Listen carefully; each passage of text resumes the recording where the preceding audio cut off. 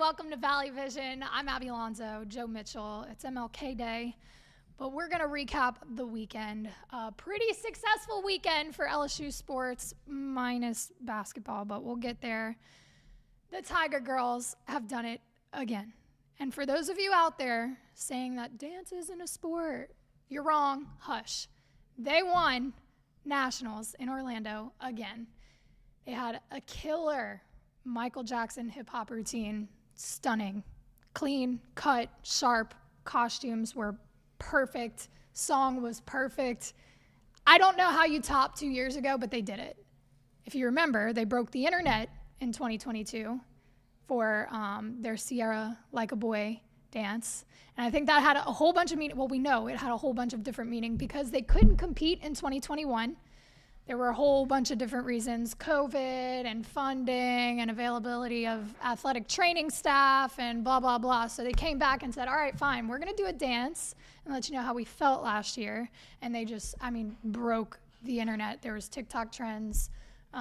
They went viral, famous, actually. And to think that you can have that kind of performance, win a natty, and then top it 2 years later is incredible. It just reaffirms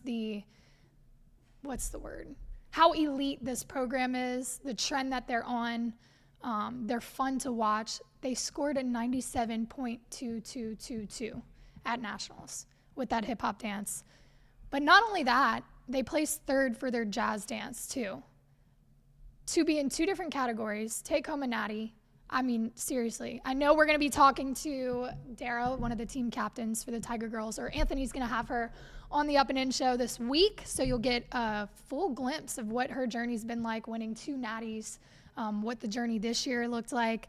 Again, how you top a performance that broke the internet 2 years ago and come out with an even better one, or just maybe a different type of style. But she's going to give us all the insight. We're working on maybe getting into the Tiger Girls practice studio, see if I can learn a little bit of that dance. If it's bad, you'll never see it. If it's good, you're going to see it everywhere. Just letting you know now. I did dance for 14 years, so I think I'll be able to pull it off. But shout out to the Tiger Girls, breaking glass ceilings, doing incredible things for dance, for collegiate dance. Little girls looking up to them everywhere. Very proud to have an organization like that affiliated with LSU.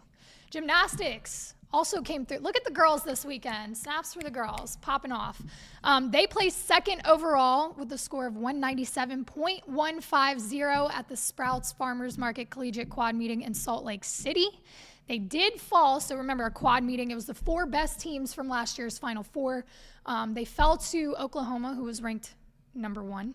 197.900 they came out in first, but they did defeat number 12 UCLA and number 2 Utah. UCLA finished with 197.100 and Utah finished with 196.975. Freshman Konnor McClain, first bars routine, perfect 10. Perfect 10. We talked about her over the summer in like a little mini mic video, her coming in, how she was going to affect the team. Obviously, very good get for Jay Clark and for the Tigers to come out in your first collegiate performance and rack a 10 is really difficult to do, especially when you are competing with three other teams, some of the top talent in the country. Oh, an incredible mark for her to start her career off. She also contributed to the bars team, obviously, but who had a 49.650 score in their final rotation. That is the third highest bar score in program history, and it was also the best score ever recorded on the road. Jay Clark said it 2 weeks, was it 2 weeks ago? Yeah. They are in a very good place for the beginning of the season, and they're only going to go up from here. Olivia Dunne and her floor routine racked a 9.850. So better than she did in the first meet. Another just stellar performance from the Tigers this past weekend. Jay Clark did say, they started off a little rocky, but they fought back. Quote, He was also very proud because they learned how to fight their way out of holes, but they had to stop digging holes in the first place. He said that's just kind of where they have to get tougher. Our team knows the expectation, and we have to be able to handle success as well as we handle adversity. But again, just to reiterate, they are in a very, very good spot being this early in the season. And yes, you're going to have some slip-ups. You're still figuring things out, finding the chemistry, finding like the confidence that you need to perform these high-level skills. But they have done a great job at kind of bouncing back from falls and maybe not the best routines or performances.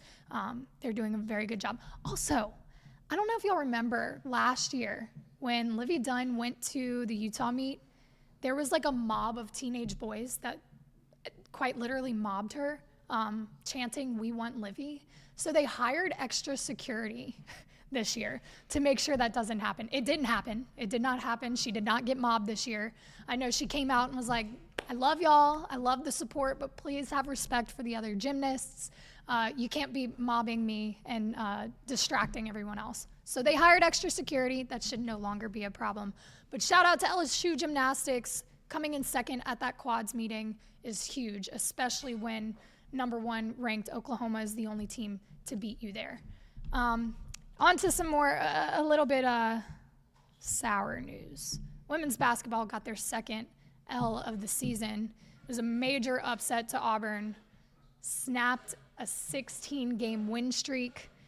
They lost 67-62. That was Auburn's first victory over a top 10 opponent since beating Tennessee, who was ranked number 4 in 2022. So, huge win for Auburn. Obviously, a little bit of a stinger for LSU, considering they have one of the best offense in the country. They average 93.6 points per game. They're known for the offense, and they were held to 62, which is a season low for LSU, for Kim Mulkey and the girls.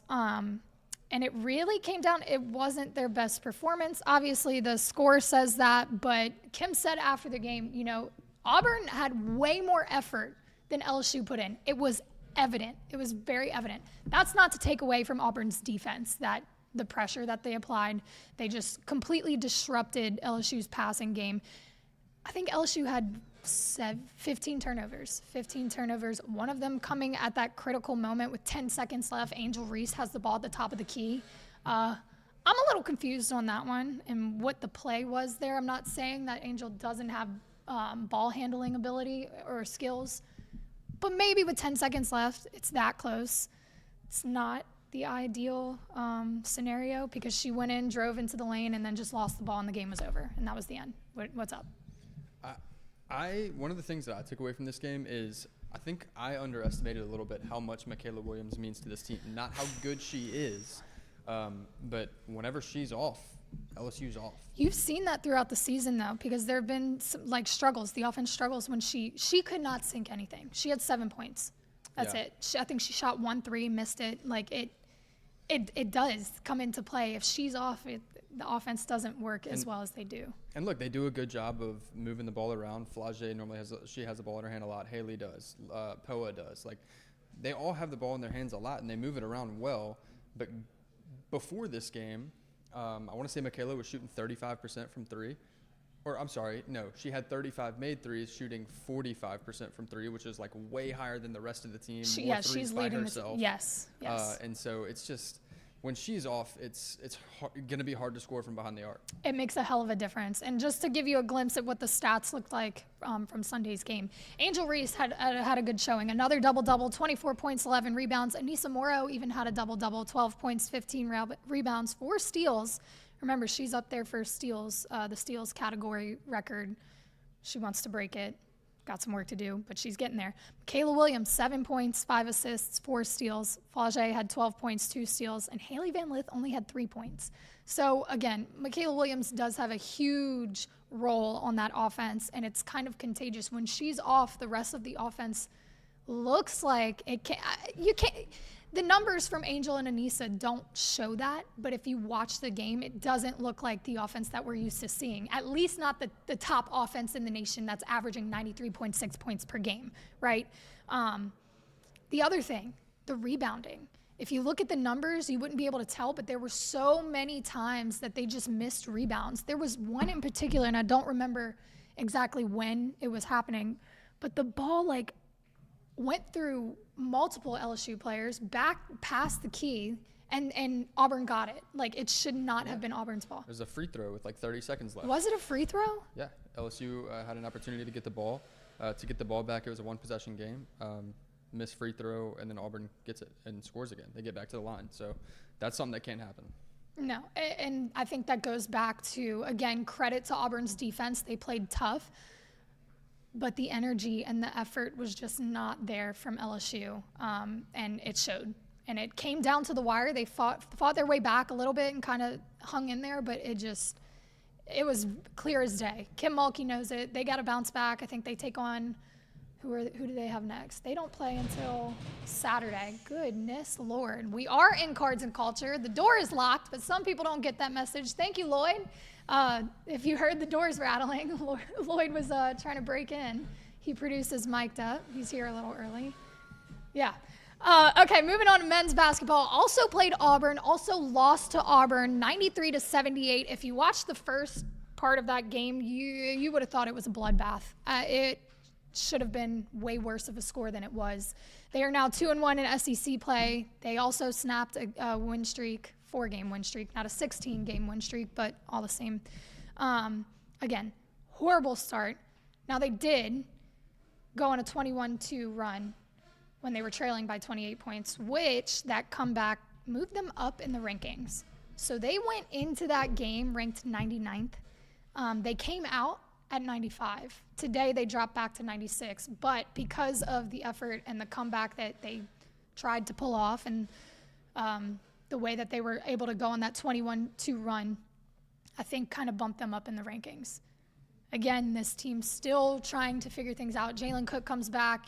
You see a little bit more production from the offense. They're slowly cleaning things up, but Auburn's team is good. And I think we knew going into this one that it probably wasn't going to be as pretty as we'd like to see. So both basketball teams looking for rebound wins this week. They will play Ole Miss at home on Wednesday night. Yes. So in the PMAC, they'll be back at home looking to get back to a 3-1 record in the SEC. Got to bounce back. Tough wins for both. But this is when you fine-tune the little things, bring more effort, more energy. I know that Kim Mulkey's not going to allow that to slide again. And I know that they don't want to see that happen again. That's about all we have for y'all today. Quick Monday show. We'll be back on Thursday at 5. Remember, we bumped the time back so more people could join us. Before we head out, I do want to shout out St. Rock 7-3 Distilling in New Orleans. I tell you all the time, you buy this, you're supporting the student athletes that we watch, that we cover, that we love. Proceeds from this bottle do go back to Bayou Traditions and NIL, so you are directly supporting the Angel Reeses and the Anissa Moros and the Jordan Wrights and the Livvy Dunnes and all the other athletes that are looking for NIL deals. This is probably the best way as a fan to support those teams. So go ahead, try it. If you don't like it, it looks nice on the shelf, I promise. We appreciate y'all, and we will see y'all so soon.